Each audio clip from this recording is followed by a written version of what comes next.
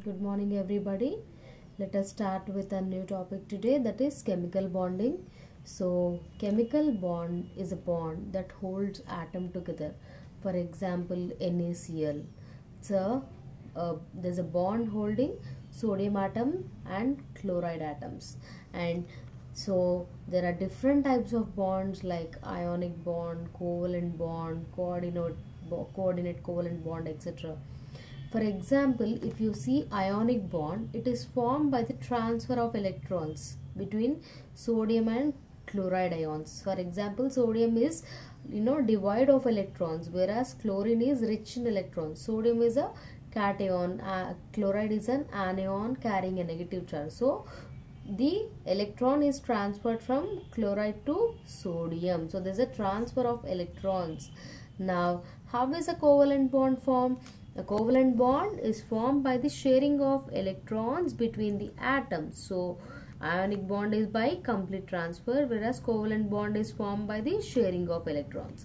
So that this ionic compound, for example NaCl or MgCl2 extra, they may be ionic, but that may have some covalent character in them. So this partial covalent character is explained by Fajan. So the covalent nature in few ionic compounds is explained by Fajan.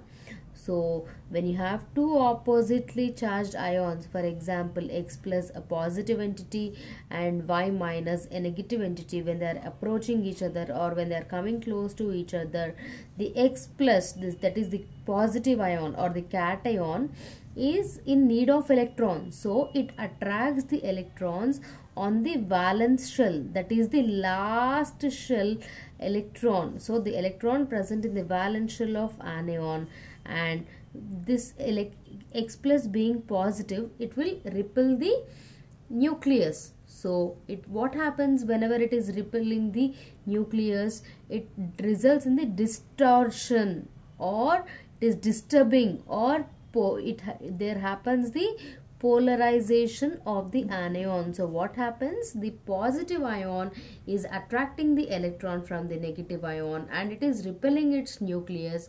So it results in the distortion or polarization of the anion. So there are two valid points over here. When polarization is very small, it gives us ionic bond. When there is a small amount of polarization, it is giving us ionic bond. But when the polarization is large, whenever the polarization is large, it is giving us a covalent bond. And what happens? Why there is high polarization in the covalent bond? Why there is high distortion in the formation of covalent bond? Let us see the reason for that. So electrons are drawn from the anion to the cation by electrostatic attraction. So electron density is increased between the ions. So what is happening? There is a increased electrons density between the ions. So what happens? So there is more polarizability of in the formation of a covalent bond.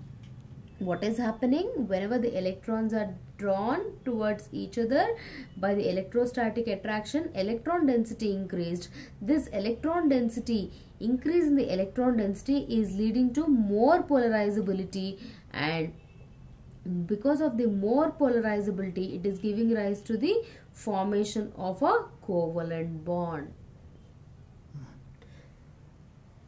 The power of an ion, that is the cation, to distort the other, that is negative ion, is known as polarization power. The ability or the power of a cation to distort or to disturb the other ion, that is the anion, is known as polarization power. Whereas the ability or the tendency of the negative ion to get polarized is called as polarisability. The ability of the ion, that is the anion, to get polarized by the cation is called as polarisability. The ability to polarize is polarization power. The ability to get polarized is polarisability. So there are 2 points over here. More the polarizing power or polarizability, there is greater chance for covalent bond formation. Whenever there is high polarization, there is a greater chance or higher chances of covalent bond formation. So small polarization process is giving you ionic bond, whereas more polarization is giving rise to a covalent bond due to the increased electron charge. Now let us see the factors influencing the covalent bond formation. There are few factors because of which it leads to the formation of a covalent bond. Let us see what are they. First one is small cations. Due to the more accumulation of positive charge on small area, they have high polarizing power. So cations with smaller size, they have high polarizing power. So whenever a cation is having small size, for example, when you compare lithium to sodium, potassium, rubidium, cesium, what happens when you are moving from lithium to cesium? What is happening? Size is increasing, but polarizing power is decreasing. Polarizing power is decreasing. So lithium, being small sized cation, has the high polarizing power. So the compounds of lithium are more covalent in nature compared to the other larger cations. So we can come to generalization. Small cations have high polarizing power. Now coming to the second factor, that is larger anions. So bigger the anions, higher is their ability to get polarized, or higher is its polarizability. For example, the valence electrons of larger ions are loosely holded. Why they are loosely holded? Valence electrons of larger anions, they are loosely holded and are easily removed by cation. Why? Valence electrons of larger anions, they are shielded. That means the nucleus will have less effect or less grip on the valence electrons. So they are loosely holded. So these valence electrons of larger anions are easily removed by the cation. So coming to the order of polarizability, iodine is highly polarizable compared to bromine, chlorine and fluorine. So larger the anions, the shielding effect, because of the shielding effect, the valence electrons are loosely held and they can be easily removed by the cations. Now the third factor is more charge on both the ions. That means higher the charge on both the cation and anion results in the increased electrostatic attraction of cations for valence electrons of anions. And so what is happening? Whenever there is high charge on cation or anion, what happens? There is increased attraction of cations on the electrons of anion. So it increases the tendency to form covalent bond. So whenever there is high charge on both the anions and cations, it results in the formation of a covalent bond because of the increased electrostatic attraction. Now the last factor is electronic configuration of positively charged ion, that is electronic configuration of a cation. Suppose if two ions have same size, the cation having pseudo noble gas configuration, that is 18 electron configuration, has more polarizing power than ion with noble gas configuration. That means whenever you are having that 8 electrons. So if two ions have same size, the cations or the positively charged ions having pseudo noble gas configuration, that means 18, if you when you are having close to 18 or something, the that cation is having more polarizing power than ion with actual noble gas configuration. So there are totally 4 factors which are influencing the formation of a covalent bond. One is the smaller cations, then larger anions, the third one is more charge on both the ions, and the fourth one is electronic configuration of the positively charged ion, that is the cation. Now let us come to the concept of hybridization. What is hybridization?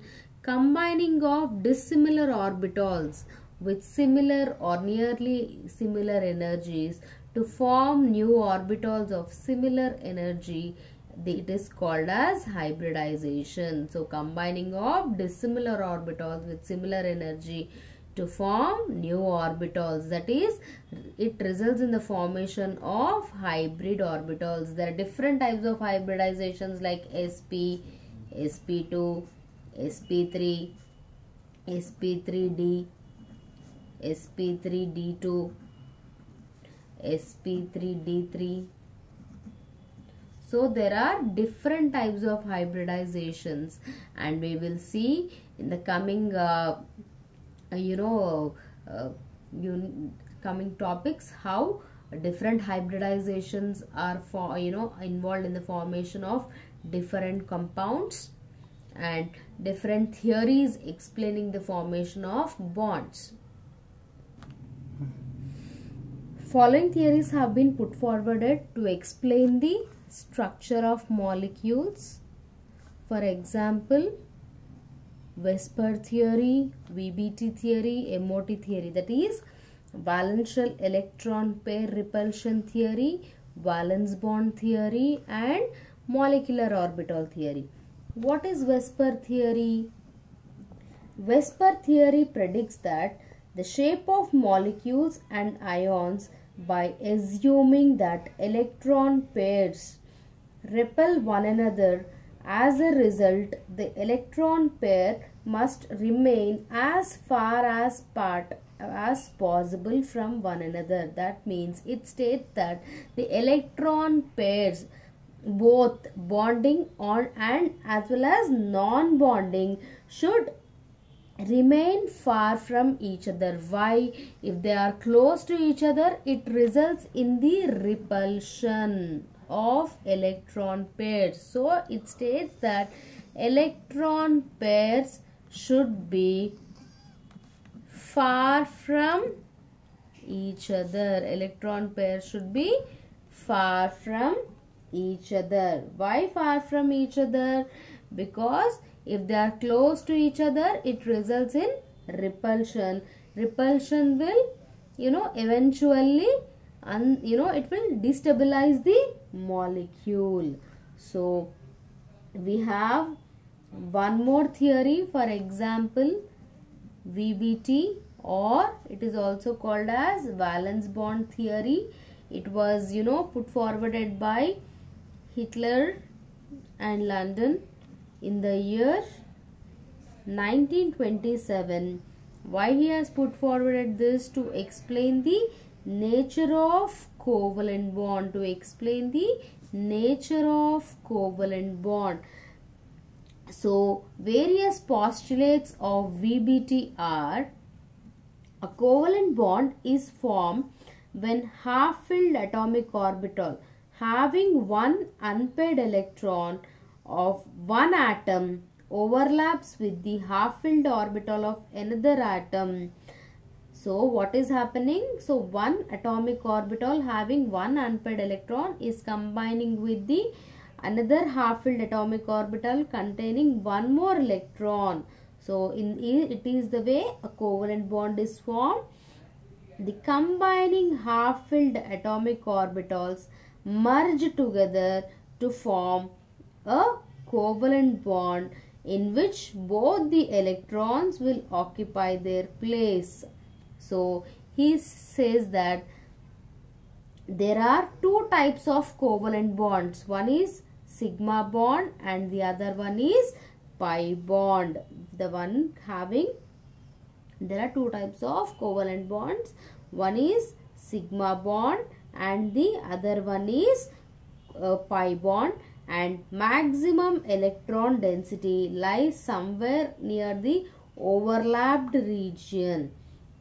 So there is maximum electron density near the overlapping region. The force that binds the covalent bonded atom is due to the electrostatic force of attraction between the nuclei and the accumulated electron clouds between them. So the force holding is the electrostatic force of attraction between the nuclei and the accumulated electron clouds between them. Now let us see the different structures and different hybridizations of different molecules. So how are different shaped molecules are formed? What is the hybridization involved in them? So for example, we will see few components, a few compounds and their structure. For example, if you take xenon difluoride. So what is the electronic configuration of xenon? What is the electronic configuration of xenon?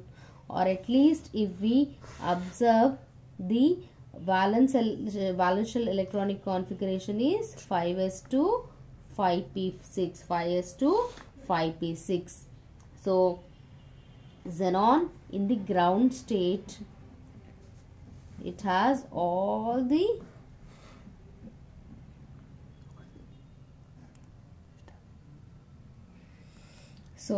the electronic configuration of xenon in ground state is in this way. So what happens in case of a first excited state?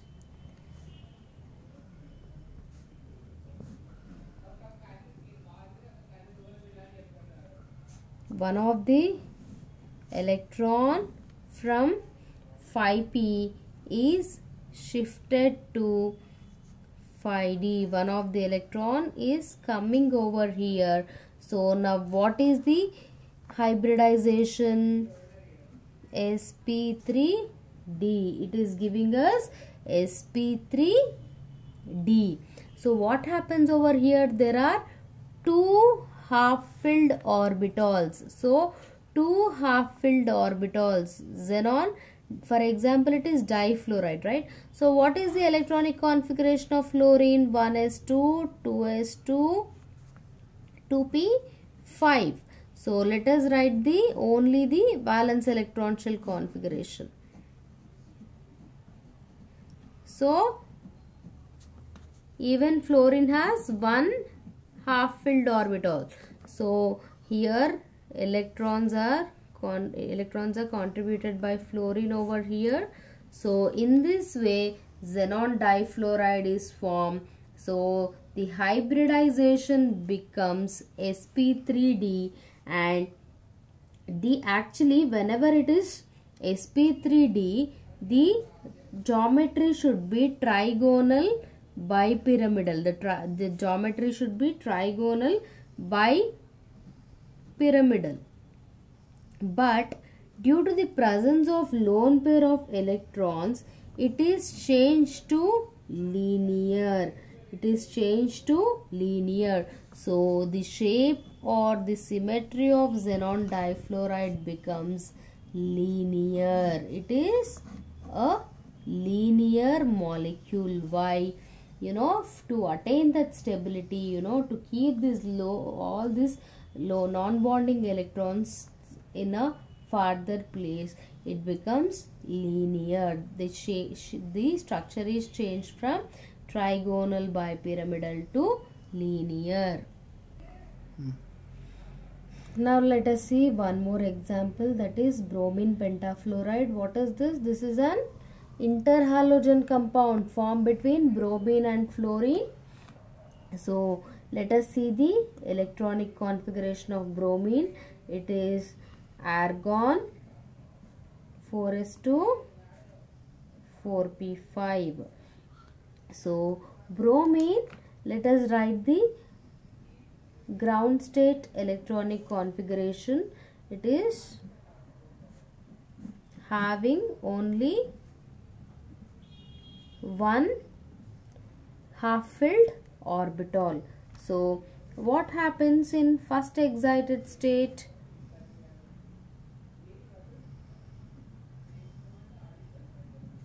In first excited state,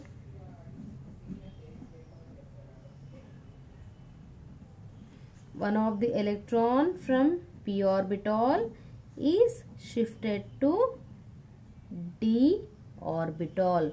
So in second excited state, one more electron is also shifted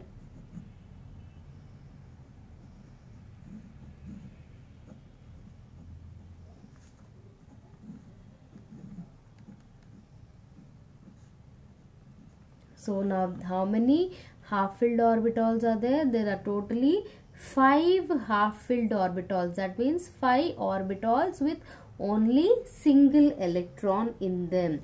Now let us see the fluorine electronic configuration. It is 1s2, 2s2, 2p5. So let us write the valence shell configuration. So bromine is also in need of electrons. So here bromine is forming bonds between them by the electron sharing. So it will become Sp3 hybridization. It is giving us Sp3 hybridization. Actually, whenever it is Sp3 the symmetry should be octahedral. But what is happening? It is changing to square pyramidal. Why octahedral is becoming square pyramidal? Because of the presence of a lone pair of electron. Because of presence of one lone pair of electron, the symmetry is changed from octahedral to square pyramidal, and the hybridization is Sp3 This is the structure of bromine pentafluoride. So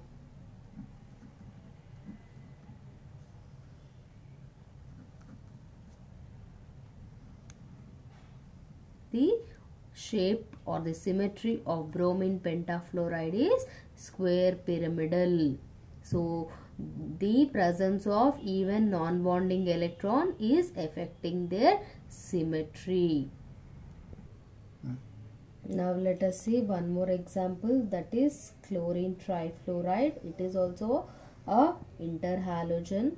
The electronic configuration of chlorine is neon 3s2 3p5, neon 3s2 3p5.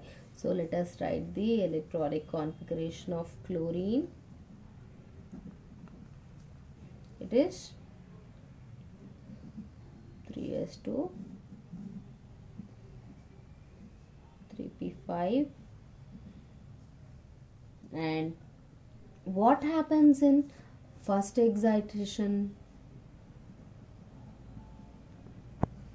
One of the electron from 3p is shifted to 3d because of the presence of vacant d orbitals. One of the electron from chlorine is shifted to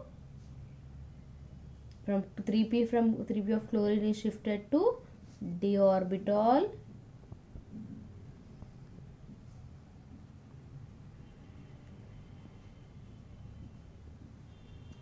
Now there are 3 half-filled orbitals in our chlorine atom, and fluorine is also,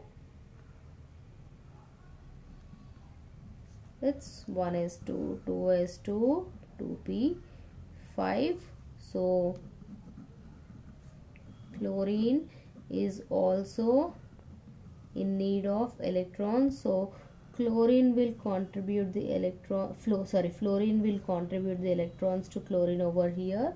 It results in Sp3d hybridization. The Sp3d hybridized orbitals of chlorine will form a bond with the p orbitals of fluorine, and it results in the formation of chlorine trifluoride. So what happens over here? Actually it is Sp3d hybridization. It should be trigonal bipyramidal. But what happens over here? The molecule is becoming T-shaped. Why? Due to the presence of two lone pairs of electrons. And let us see the structure.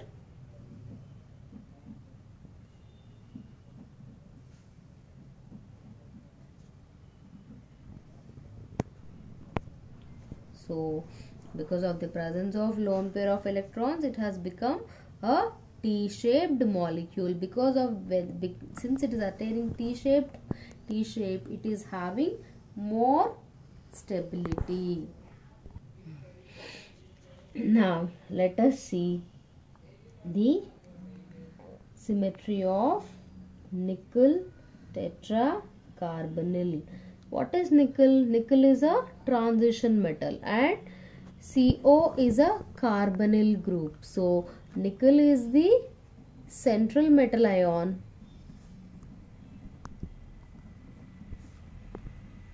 whereas CO, that is carbonyl group, is a ligand. So let us see the hybridization and structure of this metal complex. So nickel, what is having? Nickel is having vacant d orbitals, whereas carbonyl group is donating electrons towards that vacant d orbitals. It is donating electrons towards that vacant d orbitals, and it is forming a coordinate complex. It is forming a coordinate complex. So let us see the electronic configuration and how is a bond formed between them.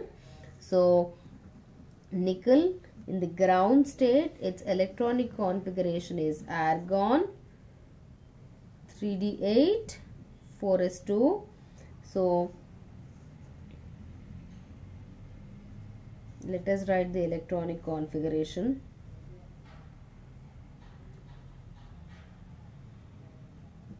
(4s2) and 3d8.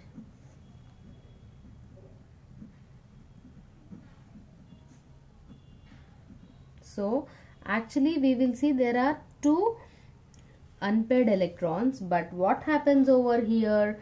Rearrangement of electrons takes place. Rearrangement of electrons will take place and we will get nickel tetracarbonyls. How? The S2 electrons, 4s2 electrons are shifted into 3d8.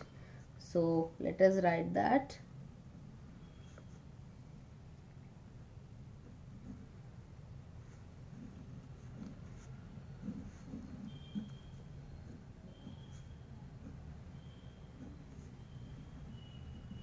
So d orbital can accommodate total 10 electrons. So it becomes 3d10. Now you have vacant 4s and 4p over here. So what happens over here? Sp3 hybridization is taking place. So these Sp3 hybridized orbitals, they are vacant and they will accept the electrons from carbonyl group. So it is taking up the electrons from the carbonyl group and it is giving us nickel tetracarbonyl. And since it is sp3 hybridized, the shape or symmetry is tetrahedral. So this is about the hybridization, symmetry, and electron pair arrangement of different molecules. In the coming classes, we'll start up with molecular orbital theory and linear combination of atomic orbitals and molecular orbital energy diagrams of different homoatomic molecules and heteroatomic molecules.